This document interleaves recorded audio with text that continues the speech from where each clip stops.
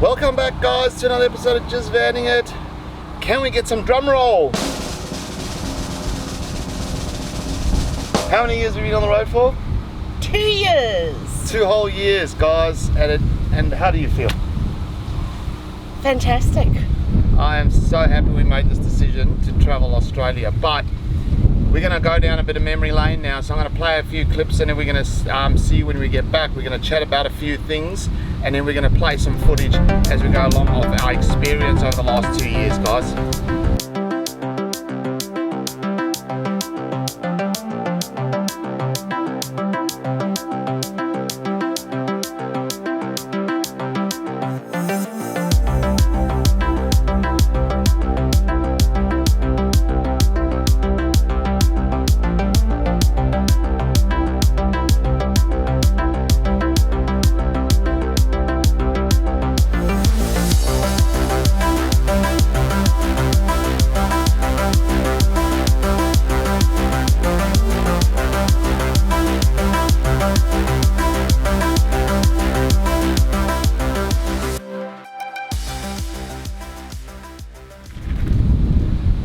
Well, guys, we thought we'd start off by just talking about our setup from when we left and what we changed along the road over the last 2 years. So we're set off with a budget of about what, 70 grand it was, eh? 70,000. 70,000. I had to divide that up for a caravan and a car. And as amateurs, we looked at a van, first van, wasn't it?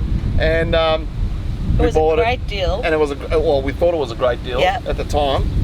We had a bit of a checklist, en-suite, somewhere for Sue to work, and as long as the wheels turn, basically, because we didn't know too much about the free camper, which we'll get to later. And you wanted a modern interior. I wanted the modern interior, and I basically found the caravan for 35,000 on the dot. At the time, we bought the caravan, and the car at the time we had couldn't actually tow it. It couldn't. We actually had to get a tow company to pick the van up from the dealer and tow it to the storage until we got a vehicle that could actually tow it. That's it. And anyway, we put it in storage, and we found the Ford Ranger, and we bought that. We traded the car in, we settled whatever we had to do, and we bought it, and we sort of hit the road. We did a couple of changes, didn't we, on that van? We thought we needed to do the lithium upgrade, and a friend of ours, Kevin Hackart, he helped me do it. He's an electrician, so we spent a few Saturdays. By then I had the car, towed it to the house, we worked on it, took it back to storage because I couldn't store it at the house. And then we actually moved into the van about 6 or 7 weeks prior to leaving, and then we left on the road with our Ford Ranger and our Universal 20-foot. Over the next 15 months, we decided that after the breakdowns, if you don't know about that, I'll drop a link in up the top with the breakdowns. We decided it was time to change it up. What we were going to do? We were going to do this more long term, or were we just going to sort of finish off and head back to Brizzy? And we decided to do it. So that's where we bought this. And then later on, we decided to get rid of the bigger van and go the smaller full off-road van, because what did we learn? We learned that we really like the more remote off-grid camping, whether or not it's low cost, budget, or free. We just like getting to the destinations that were out of the way and just had epic views, whether it was on the coast or in the bush. So let's just touch on that quickly, guys. What we suggest if you're going to be doing this full time is do some homework, decide what you want to do. If it's free camping more than what you want to do, I'd suggest you do more homework about the type of van and where it can possibly get you, the size of it, etc., and the towing car on it. Go down to the shows, have a chat to some of the manufacturers, go to your car dealers if you don't know, check your weights, and I think that's the step in the right direction. And talk to other travellers as well, because they've got a lot of experience from actually being on the road, understanding what works and what doesn't work. And when you're looking at a van, absolutely, you've got to know whether you're going to do more of the remote stuff or whether you're just going to be on the road and in parks that are easily accessible, because that doesn't only just affect things like what you're pulling your van with, what van you get. You've got to start thinking about things like the power in your unit as well, because if you're remote, you don't have that access. If you're in the market for a caravan and a car at the time, I suggest getting the van and then trying to, I wouldn't say buy the van, then go look at your options and the type of vehicle that'd be able to tow that van. And then Make sure you have the vehicle before the van. vehicle before the van, or do you want to? Absolutely. I would say vehicle before It's the a van. tough one. It's a tough debate. I'd say don't buy the van. Choose your van. Get the weights, the payload, all of that kind of stuff. And then go off to a dealer if you're going to be buying a car and check whether that car can tow the van and be safe on the road.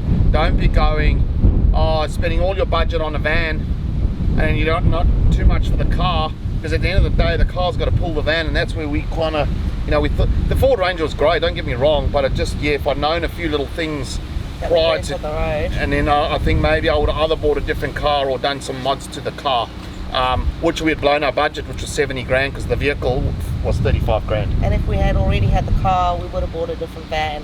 Yeah. So it depends what situation you're in, whether you've already got the tow vehicle, just looking for a van, or whether you're going to buy both. Spend a little bit of time planning, guys, because honestly it does pay off. You don't want to be doing what we did. It's hard when you're on the road to change your setup. I mean, it's COVID. You're trying to license a car in a different state with your driver's license. I don't know, we struggled with that. I had to Try to basically sell and buy a van while you're living in a van. and that's another thing, it is hard. So I reckon, it's very is it vital that Vital to get it right. to get it right before you go. 12, 2 years, 3 years, 4 years. Yes, after a while, maybe the van needs to be upgraded, but that's if you're traveling for a very long, like a longer than I say 2 years on the road. But that's setup chat. We're going to roll on some more clips and show you some more memories of it.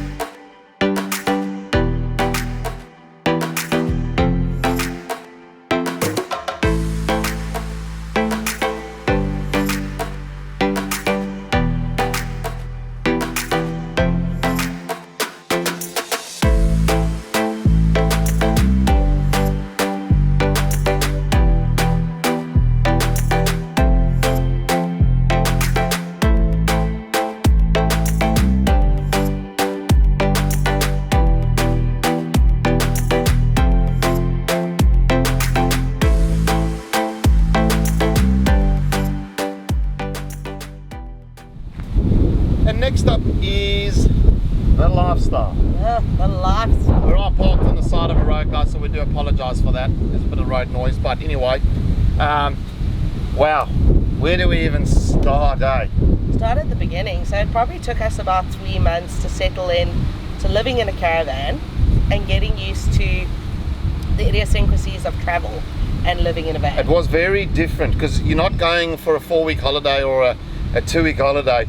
You sort of get past that 2 to 3 to 4 weeks, and then you start realising, hey, we're not going back. If you've sold your house, we rented a house out, if you must know. That's the route we took, and we think it's paid off, but that doesn't matter. There's still a bit of stress involved with it, but yeah, you're not going home, and you start getting a bit like lost, but then you really start getting into it, eh? It took us about 3 months. It took us about 3 months before it became sort of life as usual. I wasn't having to do the commute to work and back. And how long was your commute? I mean, just for us. So when I was living in Brisbane, it was 1 hour 10 door to door. Now, One way. One way. Now I roll out of bed, and literally my desk is 2.5 meters. So you can go for a walk, let it be the beach, let it be out in the outback. We take it really easy in the evenings. It's so relaxing. We just get to sit and share the experience together. We cook and that dinner. was an adjustment. It was an adjustment being together sort of 24/7. That's right. Although I work full time on the road, so I've got my work to sort of keep me busy. Derek and Sophie are around literally 24 hours a day. So that was a bit of adjustment, living in a small space. At the moment we're living in 11 square meters. You learn to, give each other a little bit of space. Let it be, we're just going for a walk or going off into town to get the groceries. We take turns. I know Sue works full time. If people don't know that, she does work full time. I try and do all of that pre-weekend, so Sue gets a chance to enjoy herself. I mean, guys, we're in South Australia now. Yes, it's the weekend. Yeah. But it is like 6:30 and the sun's still up, so Sue does still get to enjoy the evenings when it's the what do you call it, the daylight savings in some states, so you actually can get out and enjoy yourself too. So Yeah, absolutely. I mean, I've got the mornings, I've got the evenings, I've got the weekends, and the great thing about living in a van is I don't have all the responsibilities of looking after a house. So I don't have to spend 5 hours on a Saturday morning cleaning a 4-bedroom, 3-bathroom, 2-lounge property. I literally, as mentioned, have an 11 square metre van to whip around. yeah. So that's an added benefit. Some days can be challenging. When it's raining for a few days, that's challenging. Doesn't matter how big your van is, I still think you start getting the walls feel like they're going to cave in. We'll just jump in the car, put Sophie in the car and just go for a little bit of a drive. So don't think it's all blue skies and sunshine. There's a few things you've got to get around. Yeah. But the other thing that took a while to sort of get used to was the actual cooking arrangement. Because at home you're used to having an oven, you're used to having sort of a 4-plate stove, you're used to having pretty much any appliance you require, and you move into a van. Our first van didn't have an oven, so it was learning to cook basically in the camp pot, on the Weaver, under a grill. We did have a gas top, Yep. so we could cook on that, but even that, the day-to-day meals, preparation, storage of food, you've got to get used to the van you live in, where to store food. The fridge is a lot smaller than the fridge at home. I still just Absolutely love it. absolutely love it. We did set off, I think when we set off was like 18 to 20 months. That would have given us time to go home and then wait for our tenants to move out and move back in the house, and we've now been 2 years and Decided to extend it. I don't Definitely. know. Indefinitely. As long as we can keep going, we stay healthy. And another great thing is meeting like-minded and other people on the road from all parts of Australia and all parts of the world. We met a couple on Palubi Beach that travel the world, and yeah, it was just crazy. You can be here by yourself, and down the road you'd meet some awesome people, and I think that is awesome. You sit around for dinner and you share where you've been to and stuff, and you share places that you haven't been to, and you try and stop along the way. I just think it's a great travel community out there, even on the social medias and stuff. It's great, eh? It is. Everyone has something in common. Oh, Because we all travel, whether it's you're a weekend traveller or a long-term traveller, doesn't really matter. Everyone enjoys the same things. They enjoy just being out and about on their van, or in their van rather than their van. I mean, this is your back garden. Yeah. It doesn't matter how big your van is. At the end of the day, the plan is to spend it outside. So inside you sleep, you cook, and maybe we do some work. I edit and Sue works, but come time you just sit outside if it's hopefully not raining. I mean, the wind's blowing a little bit today, but it's fine. Like, you get used to it, eh? Yeah, the only time you really have to be inside is if it's raining or if you're escaping either the mozzies or the flies. But sorry. Yeah, that's about it. But guys, honestly, if you're thinking about it, our opinion is, you live once, get out there. If you can afford to do it, or you can do it somehow, even if it's for 3 months, 6 months, whatever. We suggest go, camper trailer, whatever, rooftop tents. We've met them all, and everybody's just getting out there and having fun, and that's what it's all about. But let's roll on some more memories. We come back, we chat about the next point.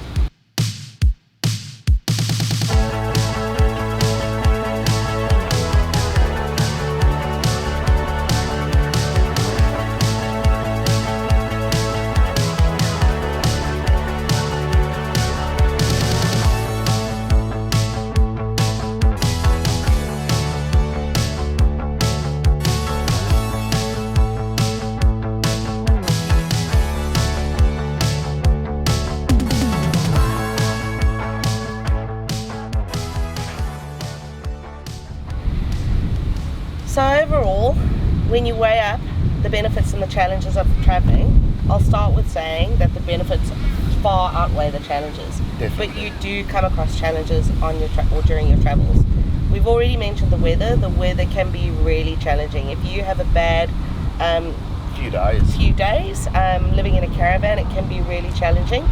I think when we left Brisbane, we initially had the bushfires, then we had the sort of heavy rain and the floods, and we've just spent really a couple of weeks on Palubi, which was incredibly windy, and that really confines you to being in your van because there's only so much you can do outside of the elements. And it's okay for 1 or 2 days, but as Derek said, if you've got like 3, 4, 5 days, definitely start Everything getting gets a bit wet. of cabin fever. You try and pack everything away. You try to come out if there's a break in the weather. You put your chairs and that out, and then it starts to rain again. And so, and believe me, the times do come like that. But I suppose the idea of travelling around Australia was to follow the seasons. And well, COVID clearly knocked us back the first year. The second year, we'll talk about the breakdown. So yes, let's get on to that, guys. I don't know. New van, new car. I don't like to say this, you don't want to hear this, but I think something is bound to happen. Let it be tyre, a flat tyre, a blowout, something breaking on the caravan. Let it be new or second or third, 3 years old. There's going to be challenges on the road. Now, how do you get around that? RAC or roadside assist. We took out RACQ. Ultimate. Excuse me, I just burped there. Sorry about that. That's the frothy. Yeah, RACQ. That got us out of trouble when we broke down in the Ford Ranger up in the Northern Territory. We got towed to Mount Isa. We couldn't get it fixed in Mount Isa. We got it towed to Townsville. Financially, it hit us a little bit, but yeah, we managed to get it fixed and we moved on. And then comes the caravan. You know, we had a little storm come through that damaged our windows because we were actually out, and silly us, we left the windows open. You learn from these mistakes. I suppose that was a huge mistake. If people are asking, oh, well, you should have known that. Well, it was a hot day, and we don't want to come back to... We're still quite early into our travel. Yeah, and then we had another storm that took out the awning. Took out the awning, and then because of COVID, you can't get any stock. But that, I'm not saying that's going to be forever. So yeah, challenge. That's, I suppose, like, be prepared. Hopefully it doesn't happen. Believe me, hand on heart, I hope it doesn't happen to anyone, and it doesn't happen to us again. But yeah, just have a little. I think we'll get onto budget next, but have a little nest egg on the side for that. Get roadside assist. Do your homework on that one. I think there's RACQ and RMA. There's a number of them. There's a number of them. Essential. If you're unsure, ring them up and tell them your setup, and hopefully they can guide you down the right road. I think that's what we did, hey? Yeah, absolutely. And they were happy to help you. Just ask the questions. You know, if I break down, does my car and caravan get towed, and where does it get towed to? They can run through all of that with you. I recall it was a pretty stressful time, so, but put it to you this way, they helped us out heaps. They made sure we were safe, and we had food and water, etc., wherever we were out in the outback. Traveling with the dog, I actually specified when I took out the insurance that we had a dog, because I wanted to make sure that if we did need to be recovered, if we did have a breakdown, that they could actually recover Sophie as well. I'll drop the little links in here of the time we broke down, guys. I hope it never happens to you, but yeah, that's a challenge. What's the other challenges, really, other than the weather and breakdowns or stuff breaking? Let's put it like that, rather. I don't think it's challenges. I think it's part of lifestyle, really. It's just making sure that you do plan for really just power and water and food, because you're going to be in places where you have no access to water, and it's crucial when you are traveling around Australia or any country that you have enough water on board. So make sure you do your homework in advance. That's really been, I think we've only ever run out of water once, and that would be sort of one of the essentials when you're traveling. Make sure you've got enough water on board. And because you live 24/7 around each other in a very small space, you're going to have arguments. It's going to happen. How you deal with it is most probably a little slightly different to the way I would deal with it at home, because, well, you've got nowhere else to sleep, really. Wife's always right. Happy wife, happy life. Another one, guys, going back to the breakdowns, let's be honest, if you're living back at home, things go wrong, doesn't matter. We built a new house, and well, things go wrong there too, so you can't really say that, you should not, what if something things can go wrong at home too. So you can have plumbing issues, electrical issues. You can have a car breakdown too. You can have a flat tire. You can have storms as well. So yeah, it's not really much of a muchness, really. It's just that, if I suppose in a bigger town it's easier to get it fixed than being sort of out in the wilderness. But I think that sort of covers our challenges, at least. Everybody will have their own challenges. When it comes to challenges, the type of challenges change. Yeah. You still have challenges whether you're living in a house or whether you're on the road. That's what I was trying to get at. But Yeah. your stresses change. So when you're at home, you know, you're pressed for travel to commute to work and back. You're pressed for time to, you know, do everything you need to do around the house. You've got maintenance on the house. When you're on the road, that changes to make sure we have enough power, make sure we have enough water. Do we have, you know, groceries, and what's our travel plan? Where are we going? Do we have fuel? Righto. Let's roll on some more memories. We'll check in.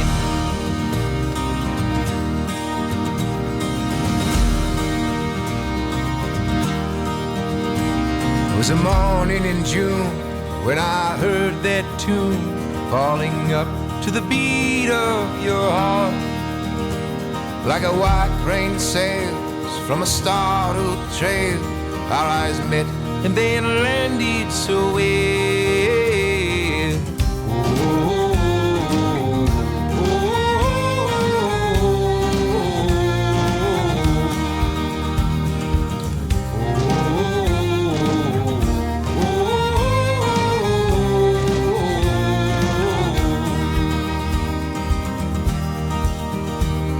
Before you could speak, before you could Over the read, 2 years from the footage, we've been and seen a lot, except for WA. We're not going to talk about that. Yeah, but I'm the Minister of Transport in our little family, so I get to decide where we go. To my left, there, Minister of Minister of Finance. Finance. And we're going to talk budget. I actually don't even know what a budget is, so I'll hand this one over to you. Oh, so there are three major costs on the road. First of all, you've got your fuel. Secondly, you've got your accommodation. And thirdly, you have your food. So those are your top three expenses. Over and above that, you've got entertainment. And you've also got what I would call your experiences. Can I just touch something quickly? Sorry. We underestimated fuel massively. We did Like, half the budget. no, I think you're right, half the budget. Sorry, I just thought I'd add that in. So basically, in terms of our budget, bearing that we're a couple travelling with a dog, we don't necessarily travel with a family. We budget around $800 a month for fuel. That can either go up or down depending on what sort of distance we cover. If you're in a smaller state, like we've just literally spent 6 weeks on the air, there's far less distance to travel versus, you know, going from Queensland through to the Northern Territories. So I you think- win some, you lose some. That's right, yeah. But it tends to average out at around $800.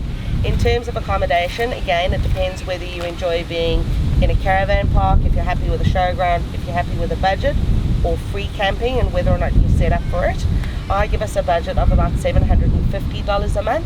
That just allows for, obviously we're going to be popping into paid caravan parks because either they're highly recommended in a great location or just great. Yeah. We do need to top up with water, we need to get our laundry done, maybe power up. The longest we've been off grid was recently. I think we did about 5.5, 6 weeks off grid. So 4.5 of that was on Palubi. I think was a week getting there. So yeah, 5.5 weeks. That's a fair amount of time, to be fair. But we saved. It was $10 a night on Palubi. Yeah. So it was how many nights did we stay there? I think it was like 35 nights, so $350 out of our $750 budget. So that's where we save money, hey? Yeah, we saved like $400 that month. That's bloody awesome. And in fuel as well. Like, Absolutely, because yeah, we didn't go, you know, too far. And then thirdly, you've got obviously your groceries, and that depends on your lifestyle. It depends what you enjoy eating. So we probably spend anything between $800 to $1,000 a month, just depending on not just on food, in total. in total food and alcoholic beverages, and that's Sophie as well, all of her food and treats. But essentially, it does really, you know, depend. Are you happy with, I suppose, having some inexpensive meals and then treating yourself to some sort of luxury, more expensive meals? But then I eat a lot also, of vegetarian yeah. dishes, which are a lot cheaper than you eating sort of meats on the road. And again, we're a family of two. we're not a family of 5, so that could differ fairly substantially. But also remember, every week can vary. Like we always often get asked, "Oh, what's your budget?" It's so hard. There's a few families out there, if you jump onto Google, that are actually tracking their budget. I'm not too sure who they are. I'll see if I can find any and drop them in the description below. If they're not there, that means I couldn't find them. But there are some on social media and stuff. But one week you can spend 500, the other week you can spend 1,500. We could be sitting around, or like, for instance, we're heading onto the York Peninsula. That's actually where we are now for 3 weeks, but it's not big. So we might go down the road 100 k's and spend 2 nights there, and go down another 100 k's and spend a week there. That means the cruise has only done a half a tank of diesel. But what might happen as well, and this does affect your grocery budget, is when you're in the more remote locations, you may be paying a slightly higher. What's the most we paid for bread? I think it was $6 for a loaf of bread. I think we paid $8. That was frozen. I think we paid $8 for bread before. But obviously, the more remote you are, the more it's going to cost. The prices. And with these vans, you can only pack so much food in it. Like, it's only so big. That's where the second fridge comes in handy in the cars and stuff like that. But you can only carry so much stuff. Rule of thumb from all of the families that I've spoken to on the road, everyone tends to say costs traveling average around $1,000. And that's excluding any activities. So like if you want to go over to like in Queensland, you want to go over to is it North Straddie or South Straddie? I think it's North Straddie. Moreton, Fraser, even Double Island, like all those little ferry costs. When you go up to Ellie Beach, you want to go over to Whitehaven Beach or go to a snorkel or an activity. Or a scenic helicopter flight. Scenic helicopter flight. You want to go out for tea. Our budget doesn't include that. That comes out of like a separate budget where it's activity budget. Activities and entertainment. We don't do too many of them. We try and save. Oh, hello, darling. You want to say hello to the people on the camera?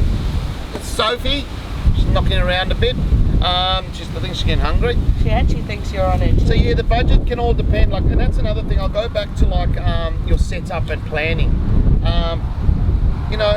Think about it. Like, if you were to travel Australia for 12 months, 6 months, or half a lap, or just a lap off each state, or whatever it is, and there was something that you wanted to really do while you're out there, and you must probably never get a chance to do it again, or you always say, we often say like, oh, we'll do it again, and we actually never do.